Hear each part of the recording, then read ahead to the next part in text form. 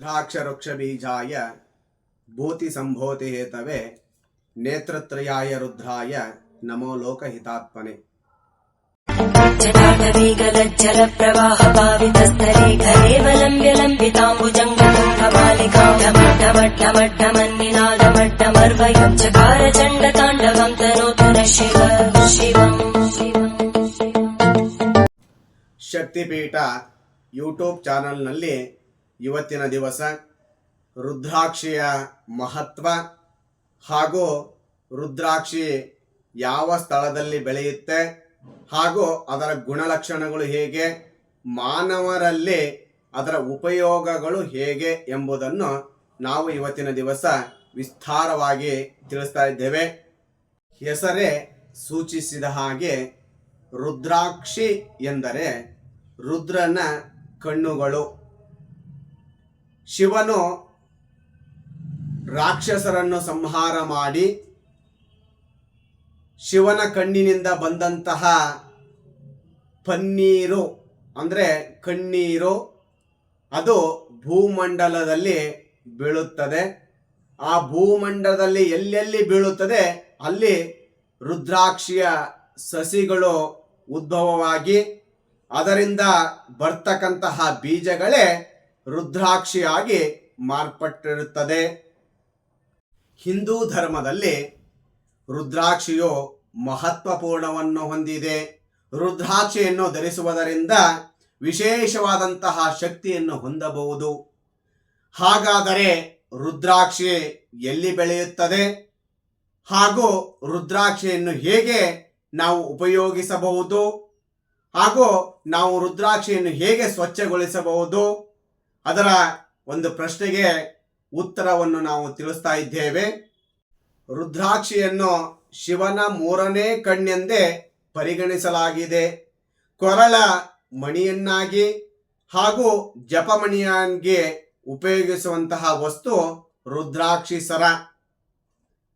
ಈ ರುದ್ರಾಕ್ಷಿಯ ಬೀಜವನ್ನು ಒಣಗಿಸಿ ಅದನ್ನು ಸಿದ್ಧಪಡಿಸಿಕೊಳ್ಳುವುದೇ ರುದ್ರಾಕ್ಷಿ. ರುದ್ರಾಕ್ಷಿ ಇದು ಪರ್ವತ ಪ್ರದೇಶದಲ್ಲಿ ಬೆಳೆಯುವಂತಹ ಮರ. ಋಷಿಮುನಿಗಳು ಹಾಗೂ ಮಹಾತಪಸ್ವಿಗಳು ಹೆಚ್ಚಾಗಿ ಇದನ್ನು ಬಳಸುತ್ತಾರೆ. ಇದು ನಮ್ಮ ದೇಹದಲ್ಲಿ ವಾತ, ಪಿತ್ತ ಹಾಗೂ ಸಮಸ್ತ ಮುಂತಾದ ರೋಗಗಳನ್ನು ಮುಕ್ತಿಯನ್ನು ಕೊಡುವಂತಹ ವಸ್ತು. ರುದ್ರಾಕ್ಷಿಯ ಮರವು ಹಿಮಾಲಯ ಪ್ರದೇಶದಲ್ಲಿ, ನೇಪಾಳ, ಥೈಲ್ಯಾಂಡ್ ದೇಶದಲ್ಲಿ ಹೆಚ್ಚಾಗಿ ಬೆಳೆಯುವಂತಹ ಮರಗಳಾಗಿರುತ್ತದೆ. ರುದ್ರಾಕ್ಷಿಯ ಮಹತ್ವ ಇದು ಮನಸ್ಸನ್ನು ನಿಯಂತ್ರಿಸಲು. ರುದ್ರಾಕ್ಷಿ ಧರಿಸುವುದರಿಂದ ನಮ್ಮ ಮನಸ್ಸು ಏಕಾಗ್ರತೆಯಿಂದ ಇರಲು ಇದು ಮಹತ್ವ ಪೂರ್ಣವಾದಂತಹ ಸ್ಥಾನವನ್ನು ಹೊಂದಿದೆ.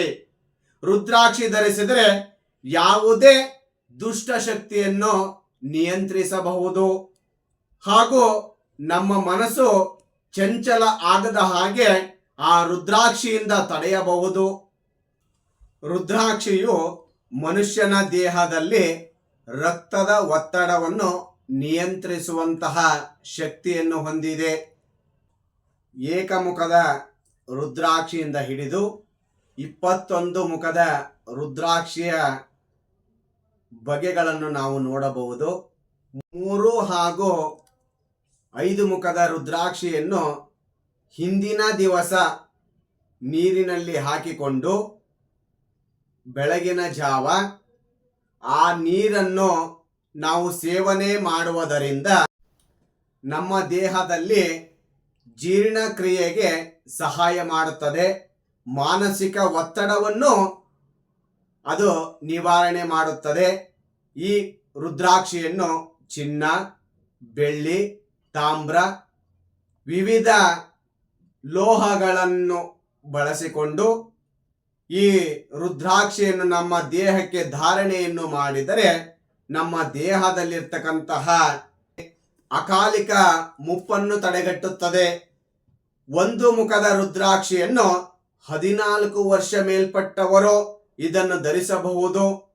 ಇದನ್ನು ಧರಿಸಿದರೆ ಆಂತರಿಕ ವೈಶಿಷ್ಟ್ಯತೆಯನ್ನು ಹೊಂದಿದೆ.